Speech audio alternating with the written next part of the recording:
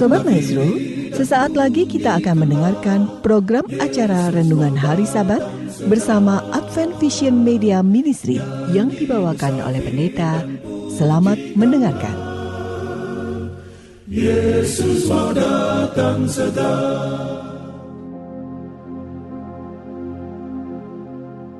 Selamat pagi dan selamat Sabat saudara-saudaraku yang dikasihi oleh Tuhan. Salam sejahtera untuk kita semua dan para pendengar Maestro yang kami sangat kasihi. Pada pagi hari ini mari kita bersama-sama membaca, mendengarkan dan merenungkan firman Tuhan yang saya beri judul Penakut Tidak Masuk Surga. Sebelumnya saudaraku, mari kita akan berdoa. Bapa yang bertahta dalam kerajaan surga, kami mengucap syukur untuk berkat dan perlindungan Tuhan pada kami masing-masing. Demikian juga kami mohon berkat dan tuntunan Roh Kudus ketika kami akan membaca, mendengarkan, dan merenungkan firman Tuhan. Biarlah kami semakin mengerti akan pengajaran Tuhan, mengerti akan jalan-jalan Tuhan. Dan setiap pergumulan kami ya Tuhan yang berat, biarlah kami penuh penyerahan pada Tuhan, sehingga kami boleh lebih menyerahkan hidup kami dan waktu kami saat ini untuk mendengarkan sabda-Mu. Dalam nama Yesus Kristus kami berdoa. Amin. Saudara-saudaraku yang dikasihi oleh Tuhan, pagi ini kita sudah memasuki perenungan firman Tuhan dalam kitab Wahyu, memasuki pasal yang ke-21. Saudara-saudara, bila mana kita memasuki sebuah perhelatan besar atau sebuah program-program dari acara-acara yang melibatkan banyak orang di satu gedung, ya, biasanya tentunya memasuki sebuah gedung ada persyaratan tertentu, yang mana orang boleh masuk, yang mana orang tidak boleh masuk ke sebuah tempat itu. Begitulah kira-kira dalam sebuah rapat-rapat besar, perhelatan besar, di mana persyaratan itu ada. Tentunya memasuki sebuah tempat yang disediakan oleh Allah sebagai bumi yang baru dan langit yang baru. Ada kelompok yang diizinkan masuk dan ada kelompok yang tidak diizinkan masuk. Maka pasal 21 kitab Wahyu memberikan rangkaian pengajaran yang penting ayat demi ayat yang ketika kita selidiki menunjukkan sebuah keindahan dari pengharapan yang kita dasarkan pada Tuhan yang kita percayai, yang kita sembah. Mari saudaraku kita lihat Alkitab kita dalam pasal 21, saya awali ayat yang pertama, disebutkan demikian. Lalu aku melihat langit yang baru dan bumi yang baru, sebab langit yang pertama dan bumi yang pertama telah berlalu, dan laut pun tidak ada lagi. Saudara-saudara, ayat pertama mengingatkan kita bahwa ada tempat yang baru, langit yang baru dan bumi yang baru. Ya, bila mana pada pagi ini kita melihat langit yang mungkin saja terlihat agak mendung misalnya, dan kita merasa agak terbeban untuk kegiatan-kegiatan tertentu. Nah, saudaraku sekalian, bila mana langit pun mungkin tidak menentu, bumi pun semakin tidak menentu, saatnya akan tiba bahwa Tuhan akan membaharui bumi yang baru dan langit yang baru. Dan ada satu kata yang mungkin beberapa mempertanyakan bahwa kenapa laut tidak ada lagi? Padahal ada ayat-ayat yang mungkin dikatakan bisa saja orang mengatakan ini berseberangan, karena ada air mengalir. Pada pasal yang ke-22 ada kumpulan-kumpulan air yang mungkin kita sebut apakah itu laut? Artinya saudaraku sekalian, laut tidak ada karena si penulis. Ya, mari kita lihat cara berpikir sang penulis yang ada saat itu, bahwa Rasul Yohanes melihat bahwa laut itu menjadi sebuah penghalang. Dari tempat satu ke tempat yang lainnya sulit untuk dijangkau karena ada laut. Nah, laut tidak akan menjadi penghalang lagi, karena sesungguhnya Tuhan menyediakan cara-cara yang indah untuk menjangkau satu tempat. Baik saudaraku sekalian, ayat yang kedua, dan aku melihat kota yang kudus. Yerusalem yang baru turun dari sorga, dari Allah, yang berhias bagaikan pengantin perempuan yang berdandan untuk suaminya. Lalu aku mendengar suara yang nyaring dari tahta itu berkata, "Lihatlah, kemah Allah ada di tengah-tengah manusia, dan ia akan diam bersama-sama dengan mereka. Mereka akan menjadi umatnya, dan ia akan menjadi Allah mereka."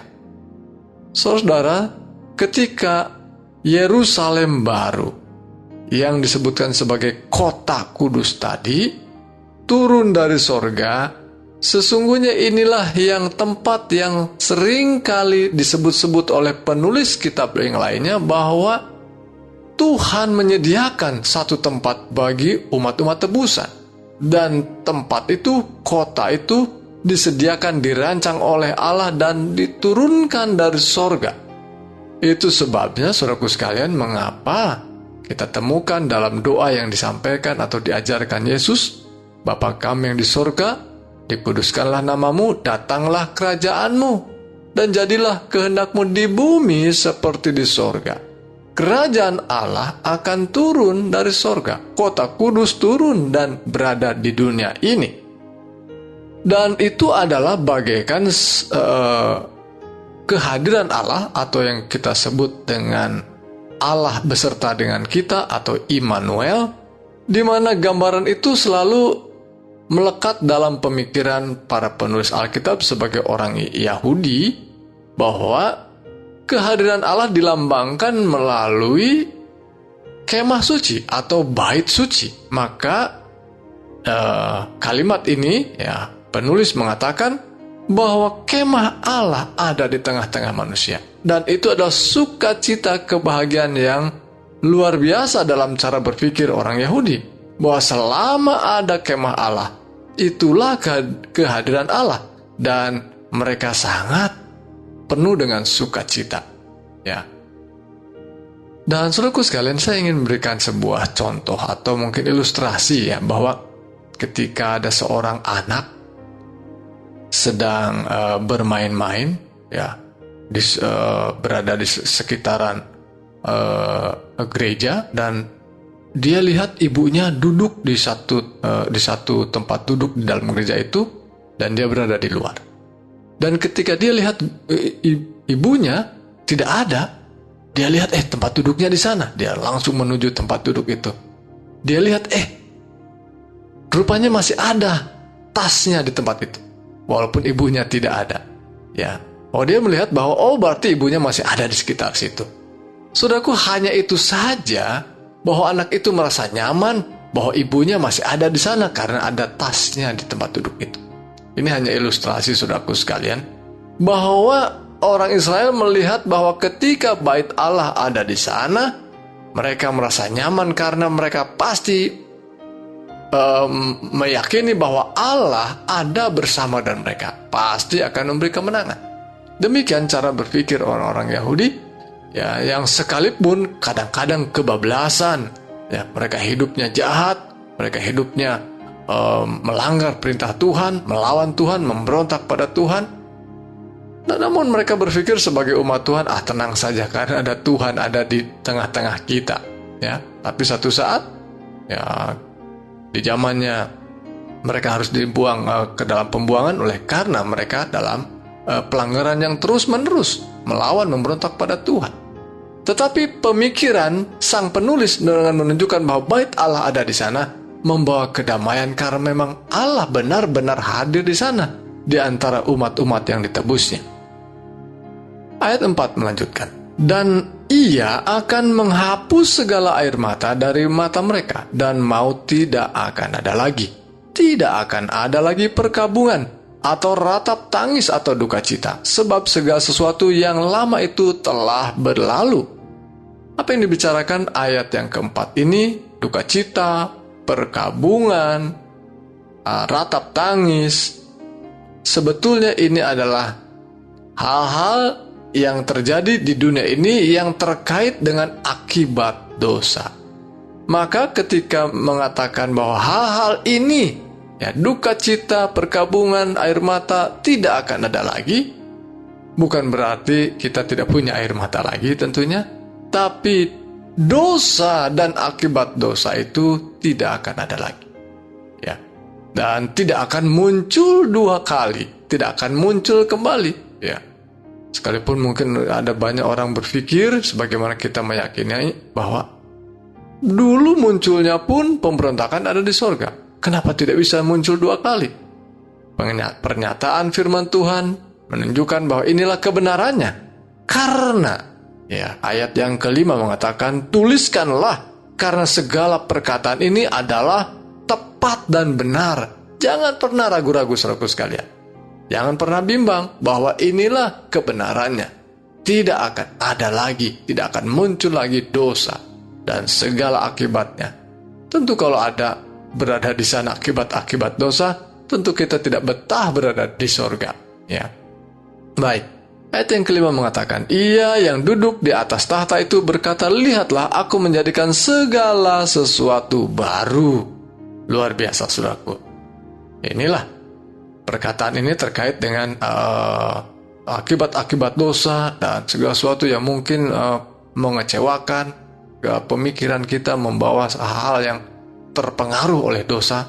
Dan ayat 5 mengatakan sekarang segala sesuatu menjadi baru. Saudara, mungkin beberapa di antara kita sudah ada pengalaman punya rumah, ya. Rumah itu kadang-kadang untuk mengirit budget, yang lama kita tambal-tambal sulap, ya. Dan ini sering terjadi juga, sering digunakan juga dalam perumpamaan yang disampaikan oleh Yesus, ya. Kalau sebuah karung harus kita gunakan atau tempat minum, ya, tempat makanan harus ditambal sulam, ya, bolong akhirnya, ya, lama-lama malah menjadi rusak. Maka tambal sulam itu tidak akan terjadi karena Tuhan mengatakan di sini bahwa segala sesuatu aku jadikan baru. Waduh, kalau rumah kita segala sesuatunya baru, betapa indahnya rumah kita, ya.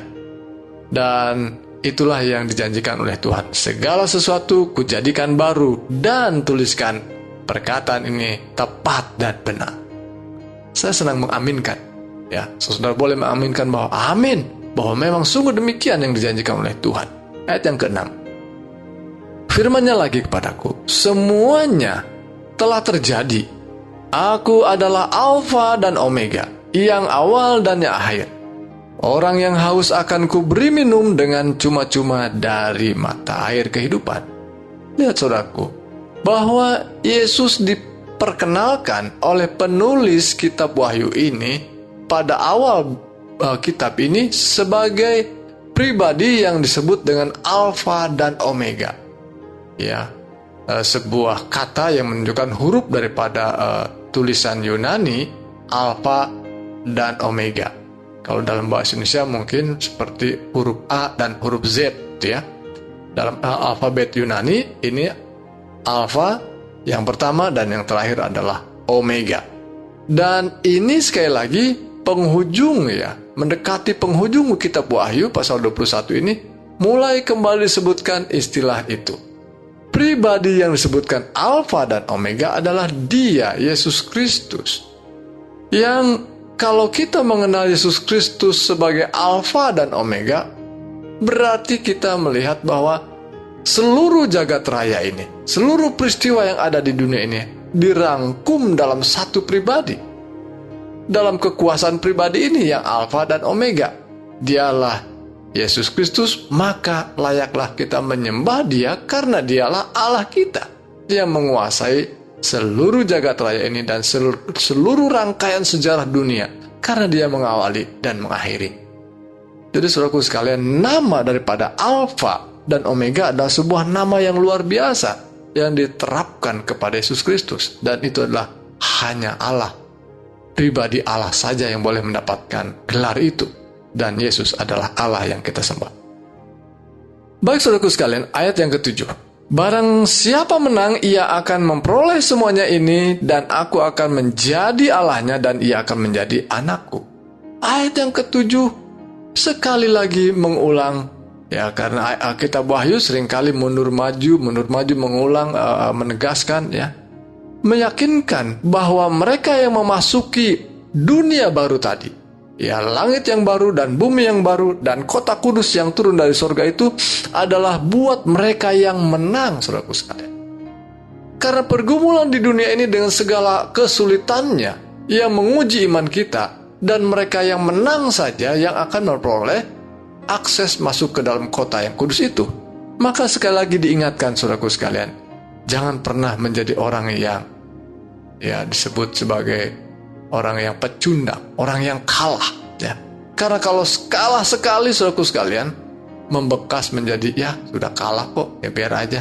Itu sebabnya, saudaraku sekalian, kalau permainan sepak bola seringkali, kalau sudah kalah sekali, kegolan sekali, kedua kali, maka semakin lemah, semakin mentalnya drop, saudaraku sekalian. Ya, mungkin sebagian pecinta sepak bola agak kecewa kalau Indonesia harus kalah. Karena, saudaraku sekalian, kalau iman kita sempat kalah dan kalah dan kalah, sulit untuk menjadi menang, bukan berarti tidak bisa. Kalau kita penuh penyerahan pada Tuhan, tentu kita akan bisa kembali memenangkan peperangan iman kita. Jadi, saudaraku sekalian, mari kita hidupkan kekuatan iman dan penuh penyerahan pada Tuhan, karena kita harus menjadi pemenang. Jika kita akan memasuki kota kudus itu, hanya mereka yang menang. Menang dari mana? Tadi bahan-bahan pelajaran yang kita sudah lewati, ada binatang, ada patung binatang yang kemudian itulah yang menekan kita. Kuasa-kuasa keagamaan yang digerakkan oleh kuasa setan yang mencampur adukan kebenaran dengan kepalsuan, dengan kekafiran, seringkali menjadi sebuah paksaan untuk kita menjadi pengikutnya, menjadi penyembahnya. Tapi mereka yang terus bersandar pada firman Tuhan, merekalah yang menang, dan haruslah mereka yang menang yang akan masuki kota kudus. Ayat yang ke-8. Tetapi orang-orang penakut, orang-orang yang tidak percaya, orang-orang keji, orang-orang pembunuh, orang-orang sundal, tukang-tukang sihir, penyembah-penyembah berhala, dan semua pendusta, mereka akan mendapat bagian mereka di dalam lautan yang menyala-nyala oleh api dan belerang. Inilah kematian yang kedua. Ayat yang terakhir dari perikop ini mengingatkan kembali pada pembahasan yang lalu bahwa kematian yang kedua, lautan api, adalah gambaran hukuman terakhir api neraka kepada mereka yang menolak untuk setia pada Tuhan, yang tidak siap untuk menjadi para pemenang. Dan siapa itu? Kelompok yang pertama adalah orang penakut, saudaraku sekalian. Saudara, ini bukan mengatakan orang takut jalan di tempat gelap, takut jalan oleh karena takut ular. Ini tidak bicara soal itu, Tetapi ini berbicara tentang mereka takut untuk mempertahankan kepercayaan mereka, takut untuk menjadi percaya. Sudah mulai mereka memahami dan menyadari bahwa itu kebenaran, tetapi tidak diambil sebagai sesuatu yang akan membawa kehidupannya diubahkan, menjadi para pemenang. Dalam cerita Alkitab banyak cerita itu. Salah satu yang sangat populer tentunya adalah para raja yang pernah menghakimi Rasul Paulus, dan Rasul Paulus terus memberikan kesaksian dan hampir saja mereka bisa diyakinkan, tapi mereka tidak mau karena takut. Dan banyak orang juga takut oleh orang banyak untuk percaya. Jadi pada pagi hari ini saya ingin mengajak saudaraku, ketika sudah mendengar ayat firman Tuhan yang meyakinkan saudara, jangan pernah takut oleh orang-orang yang berada di lingkungan kita. Jangan pernah takut oleh anak-anak, oleh orang tua, oleh siapapun teman yang bisa menekan kita. Jadi mereka yang penakut, mereka adalah kelompok yang disebutkan pertama, yang tidak akan masuk ke dalam kota kudus, bahkan mereka akan dibakar dalam nyala api dan belerang. Itulah kematian yang kedua. Saudaraku sekalian, selanjutnya ada orang keji, ada pembunuh, dan tentu ini kelompok-kelompok yang lebih tajam lagi sebetulnya. Sebab para pembunuh juga bukan sekedar pembunuh yang kita bayangkan sebagai membunuh manusia dengan membunuh nyawanya, tetapi seringkali juga membunuh iman seseorang, menekan orang-orang yang pada akhirnya tertekan dan keluar dari iman yang sejati, maka mereka adalah para pembunuh sesungguhnya. Karena peperangan kita bukanlah soal fisik, tetapi sesungguhnya peperangan melawan dunia-dunia roh di mana kuasa kejahatan sedang merajalela. Dan saudaraku sekalian, inilah kelompok yang disebutkan. Mereka tidak masuk ke dalam kota kudus. Namun berbahagialah dan tetaplah setia, dan sebagaimana firman Tuhan pada pagi hari ini dalam Wahyu pasal 21, memberi pengharapan pada kita bahwa kota kudus itu sedang dibuat, sedang dirancang untuk mereka yang menang, untuk mereka yang mau tetap setia pada Tuhan. Dan saya berdoa agar kiranya kita semua yang mendengarkan siaran radio ini boleh tetap setia, dan Tuhan sanggupkan saudara untuk tetap setia dan memasuki kota kudus. Mari kita berdoa. Bapa yang penuh kasih, kami ucap syukur untuk firman Tuhan. Kami ucap syukur untuk Roh Kudus yang menuntun kami sehingga kami boleh memahami dan melangkah lebih jauh lagi, dan kami diteguhkan untuk setia dalam setiap pergumulan dan kesulitan dan tantangan hidup yang tidak mudah. Tuhan kiranya memberkati para pendengar yang setia mendengarkan siaran ini, teguhkan iman mereka, dan bahkan saudara kami dalam kesulitan, bahkan dalam sakit penyakit yang dialami saat ini, Tuhan berkenan menjamah, mengulurkan tangan Tuhan yang kuat dan penuh kuasa, memberikan kekuatan dan kepulihan. Bapa, sepanjang hari ini, hari Sabat yang kudus, kami serahkan ke dalam tangan Tuhan segala rencana, kegiatan, dan ibadah kami. Biarlah boleh muliakan Tuhan. Di dalam nama Yesus Kristus kami berdoa dan bersyukur. Amin.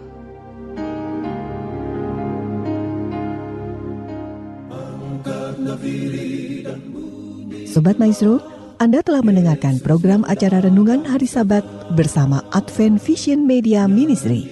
Untuk tanggapan pendengar, hubungi 087 888 777 689. Terima kasih atas kebersamaan Anda. Tuhan memberkati.